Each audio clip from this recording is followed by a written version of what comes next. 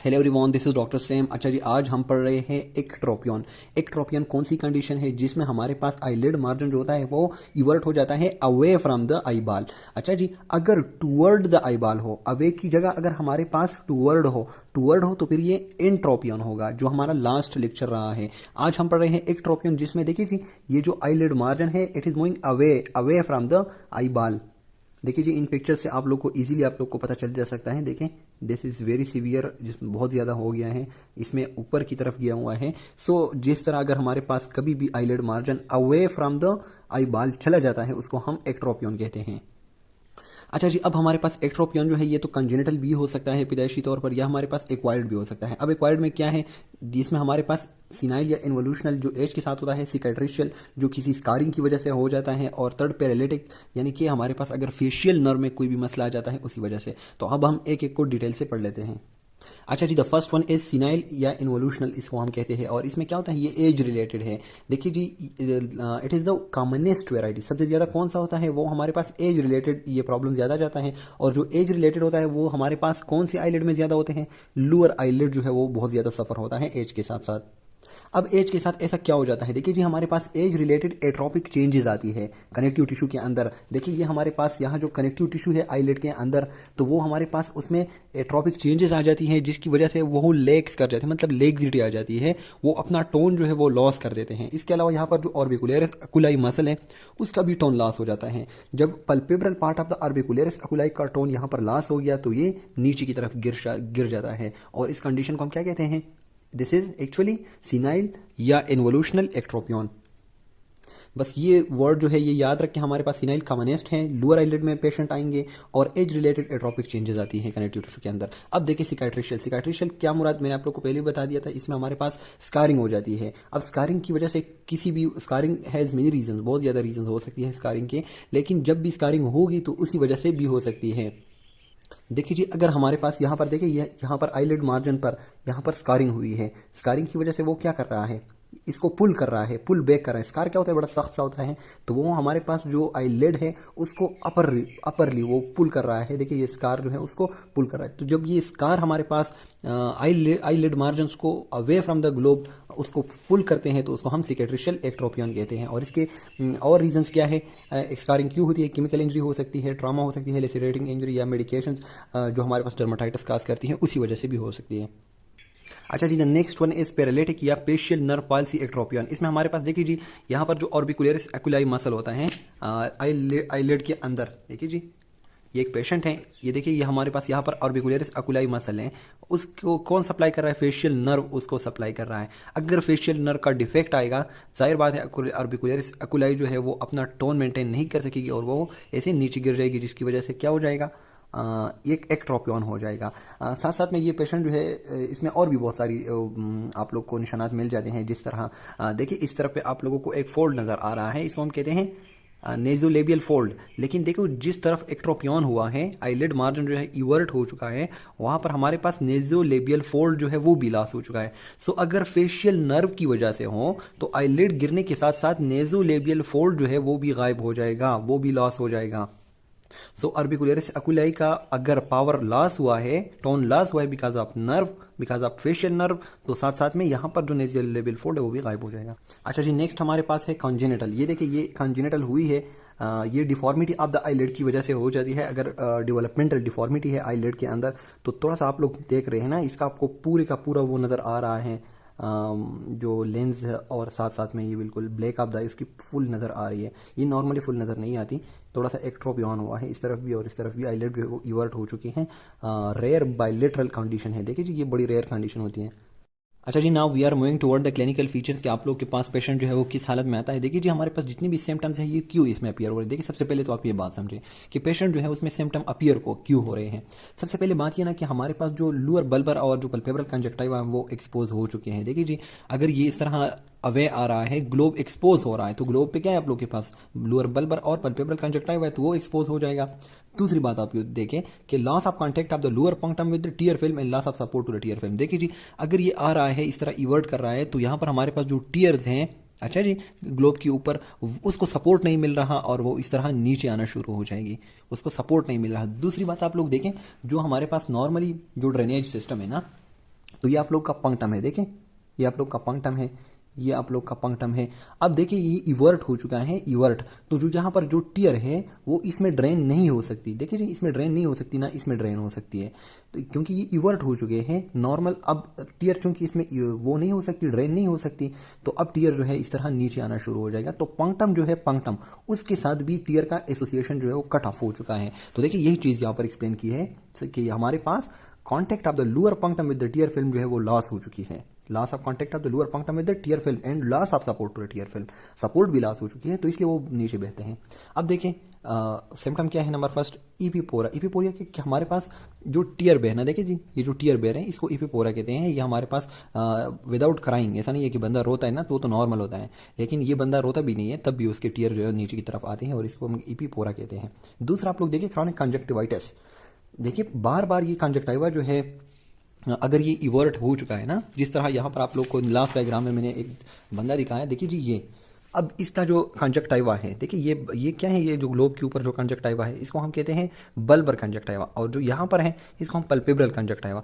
तो ये एक्सपोज हो चुके हैं टू द एनवायरनमेंट, तो एनवायरमेंटल पोल्यूटेंट्स या जितनी भी फॉरेन एजेंट हैं वो इसको क्या कर सकते हैं, इन्फेक्ट कर सकते हैं और कंजक्टिवाइटिस काज कर सकते हैं। So the second one is chronic conjunctivitis. अब थर्ड देखिए हमारे पास कॉर्निया भी तो एक्सपोज हो रही है ना, तो जाहिर बात है कि केराटाइटिस होगा।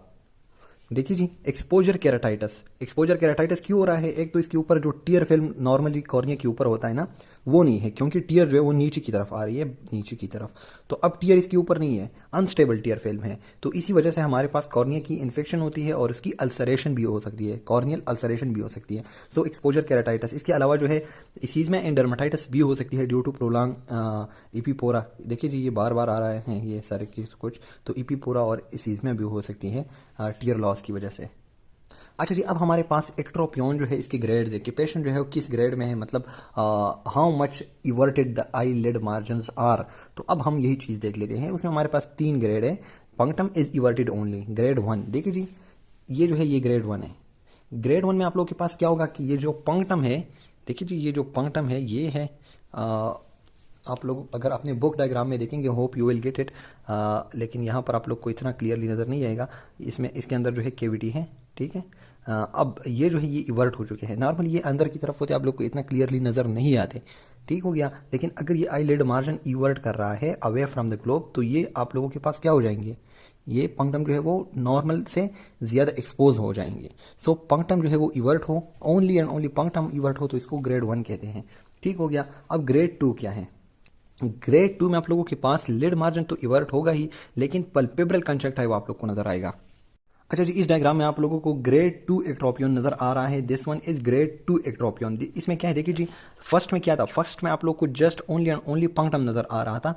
अच्छा जी अगर आप लोग अपने दोस्त की आंख में भी देखेंगे तो यहाँ मीडियल आप लोग को पंक्टम नजर आ जाएगा, लेकिन वो नॉर्मली इतना खास अच्छा नजर नहीं आता, लेकिन ग्रेड 1 में वो नजर आ रहा था। अब ग्रेड 2 में क्या है, ग्रेड 2 में पंक्टम भी नजर आ रहा है और साथ में अगर आप लोग देखेंगे ना तो ये वाली जो रीजन है देखें, ये आईलिड के जो इनर सरफेस है वो आप लोग को नजर आ रही है, और इसको हम कहते हैं पल्पेब्रल कंजक्टिवा। सो अब आप लोगों को पंक्टम भी एक्सपोज है और पल्पेब्रल कंजक्टिवा भी एक्सपोज है, लेकिन आप लोगों को पॉर्निक्स नजर नहीं आ रहा। अच्छा जी लेकिन अगर आप लोग ग्रेड 3 में आएंगे, देखिए जी this one is the grade 3 ectropion.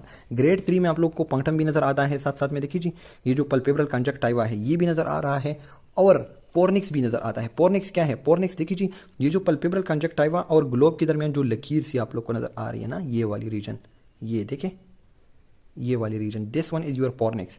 So fornix lower fornix का लोअर कंजक्टिवल पोर्निक्स भी आप लोग को नजर आ रहा है, this one is the grade 3 ectropion. So देखिए जी हमारे पास फर्स्ट में पंक्टम नजर आ रहा था, दूसरे में पल्पेब्रल कंजक्टिवा और थर्ड में पोर्निकल कंजक्टिवा भी नजर आ रहा था। So these are the 3। अब इसके बाद जो हम इसकी ट्रीटमेंट के ऊपर आते हैं। अच्छा जी as far as the treatment is concern, तो डिफरेंट टाइप्स ऑफ एक्ट्रोपियन के लिए डिफरेंट किस्म की ट्रीटमेंट है, डिफरेंट किस्म की सर्जरीज है। देखिए जी हमारे पास अगर एक बंदे को सिनाइल एक्ट्रोपियन हुआ है, जो हमारे पास क्या था, एज रिलेटेड था, एज रिलेटेड एट्रोपिक चेंजेस जिसमें आई थी, तो उसमें हम इन 3 प्रोसीजर्स के जरिए सर्जरी करते हैं। नंबर फर्स्ट क्या है, मीडियल कंजक्टिवोप्लास्टी, दूसरा है हॉरिजॉन्टल लिड शॉर्टनिंग, और नंबर थर्ड है the modified Kuhnt Szymanowski procedure, modified Kuhnt Szymanowski procedure. तो ये 3 जो है, ये 3 सर्जरीज ये हम सिनाइल एक्ट्रोपियन के लिए करते हैं। अच्छा जी और हमारे पास जो है सिकेट्रिशियल। तो सिकेट्रिशियल एक्ट्रोपियन में हम जो है वीवाई ऑपरेशन कर देते हैं, जेड प्लास्टी करते हैं या स्किन ग्राफ्ट, ये तीन जो है हम सिकेट्रिशियल के लिए कर देते हैं। अगर फेशियल नर्व पॉलिसी की वजह से एक्ट्रोपियन हुआ है तो उसमें हम जो है आर्टिफिशियल टीयर्स या फिर lubricating ointment at bed time use करते हैं या टार्सोरेपी ये कर देते हैं। अब ये क्या है, ये सारे जो है मैं आप लोग को ट्रीटमेंट डिस्कस कर देता हूँ डायग्राम से। अच्छा जी, सिनाइल के लिए हम जो फर्स्ट मेथड यूज करते हैं उसको हम क्या कहते हैं, मीडियल कंजक्टाइवोप्लास्टी। उसमें हम क्या करते हैं, देखिए जी हमारे पास जो पंक्ता की नीचे वाली जो रीजन है आईलिड, उसमें हम एक डायमंड शेप एक्सिजन कर देते हैं और उस डायमंड शेप एक्सिजन को हम फिर इस तरह यहाँ से जो पीस था वो हमने रिमूव किया और फिर हमने जो है दोनों तरफ से इसको सूचर किया, सूचर बेक किया। तो इसी वजह से ये हमारे पास बिल्कुल अंदर की तरफ जो है मुड़ जाता है। देखें इसमें क्या है, हमारे पास ये बाहर की तरफ आया हुआ है एक्ट्रोपियन है, यहाँ से हमने पीस रिमूव किया, दोबारा से इसको सूचर किया तो ये इस तरह अंदर की तरफ चला जाएगा, अंदर की तरफ। So this one is medial conjunctivoplasty. आप लोगों ने शेप याद रखना है, डायमंड शेप है। अच्छा जी, हमारे पास the second method is horizontal lid shortening. देखिए जी हॉरिजॉन्टल लिड शॉर्टनिंग जो है ये हम मॉडरेट केसेस के लिए यूज करते हैं। जो फर्स्ट वन था मीडियल कंजक्टाइवोप्लास्टी वो हम माइल्ड केसेस के लिए यूज करते हैं। अब इसमें क्या है, हॉरिजॉन्टल लिड शॉर्टनिंग में, हॉरिजॉन्टल लिड शॉर्टनिंग में हम इस तरह का एक पेंटागोन शेप का एक एक्सिजन करते हैं और उसको हम फिर रिमूव करते हैं, दोबारा से इसको सूचर बेक कर देते हैं। देखिए जी यहाँ पर दोबारा से सूचर किया हमने, तो ये जो प्रोसीजर है इसको हम कहते हैं हॉरिजॉन्टल लिड शॉर्टनिंग। अच्छा जी, अब हम थर्ड मेथड जो है उसको डिस्कस करते हैं, कोहन सिमेनस की प्रोसीजर। इसमें क्या करते हैं हम, इसमें हमने दो इंसिजन्स करने हैं। एक इंसिजन आप लोग को लोअर आई लिड पे आप लोग को नजर आ रहा है पेंटागन शेप का, ठीक हो गया, जो हमारे पास हॉरिजॉन्टल लिड उसमें भी था। और दूसरा हम एक एडिशनल जो है एडिशनल इंसिजन लेटरली करते हैं। देखिए जी ये लेटरल कैंथस है, लेटरल कैंथस पे भी हमने एक ट्राइंगुलर शेप बना दिया। सो एक पेंटागन शेप और एक ट्राइंगुलर शेप, इसको दोनों को हम फिर क्या कर देते हैं, बंद कर देते हैं। देखिए जी यहाँ पर हमने जो ट्राइंगुलर शेप बनाया था वो भी हमने कवर किया और साथ में जो पेंटागन शेप बनाया था उसको भी हमने कवर किया। सो दो शेप्स अगर हम बना देते हैं तो उसको हम मॉडिफाइड कोहन सिमेनस की प्रोसीजर कहते हैं। अच्छा जी, now we are moving toward the cicatricial ectropion treatment. तो वीवाई ऑपरेशन है, जेड प्लास्टी है, स्किन ग्राफ्ट है, ये हम देख लेते हैं। देखिए जी सबसे पहले आप लोग वीवाई प्लास्टी समझिए या वीवाई ग्राफ्ट क्या होता है। देखिए जी ये हमारे पास हम सबसे पहले क्या कर देते हैं, हम एक वी शेप का वो बना देते हैं इंसिजन, और फिर जब हम उसको सूचर बेक कर देते हैं ना तो वो एक वाई शेप का बन जाता है। देखिए जी जब हमने सूचर बेक किया ना तो ये वाली रीजन जो है उसने वाई शेप बना दिया, जगह से इस तरह वी शेप का एक इंसिजन जो है वो कर दिया और वो जगह रिमूव कर दी। फिर जब हमने उसको सूचर बेक किया, देखिए जी हम इसको सूचर कर रहे हैं ना, तो यहाँ पर सूचर लगे, यहाँ पर और यहाँ पर, तो वी शेप हमने रिमूव कर दिया और जो सूचर के बाद हमारे पास जो शेप बन गया वो है हमारे पास वाई। अब ये हम आईलिड में कैसे करते हैं, देखिए जी आप लोगों को यहाँ नजर आ रहा है, देखिए हमने यहाँ पर एक वी शेप का इंसिजन दिया और फिर लोअर आईलिड के ऊपर, और जब हमने उसको दोबारा से सूचर बेक किया तो वाई शेप का बन गया। अच्छा जी, अब हमारे पास जी प्लास्टी क्या है, जी प्लास्टी जो है इसमें हम ऐसा करते हैं ना कि हम यहाँ पर एक जेड शेप का इंसिजन दे देते हैं और फिर उस रीजन को रिमूव कर देते हैं, दोबारा से सूचर बेक करते हैं, उसको हम जी प्लास्टी कहते हैं। या फिर स्किन ग्राफ्ट, स्किन ग्राफ्ट क्या होता है कि हमारे पास जितनी भी जगह पर हमारे पास वो हुआ हो, स्कार बना हो, तो हम उसको रिमूव कर देते हैं और यहाँ पर एक दूसरा स्किन जो है वो इम्प्लांट कर देते हैं पूरी की पूरी रीजन में, इसको हम स्किन ग्राफ्ट कहते हैं। Skin graft from one region to the eyelid, ठीक हो गया। अच्छा जी, the next one is paralytic या फेशियल नर्व पाल्सी एक्ट्रोपियन। इसके लिए हम क्या यूज करते हैं, artificial tears, lubricating ointment at bed time, या फिर हम टार्सोरेफी करते हैं। व्हाट इज टार्सोरेफी, तो ये मैं डिस्कस कर देता हूँ। जी इस डायग्राम में आप लोग को टार्सोरेफी नजर आ रहा है। टार्सोरेफी में हम क्या करते हैं, हम जो है अपर आईलिड और लोअर आईलिड को आपस में मिला देते हैं। देखिए जी this one is upper eyelid and this one is the lower. अगर हम दोनों को आपस में ज्वाइन करेंगे, देखिए जी, तो आप लोग का जो आईलिड है वो इस तरह का हो जाएगा। आप लोग के आईलिड जो है आपस में मिले हुए क्लोज अप हो चुके हैं ताकि एक्सपोज ना हो, और ये तब तक जो है यूज़ कर सकते हैं हम जब तक हमारे पास 7 क्रेनियल नर्व की फंक्शन दोबारा से बहाल ना हो।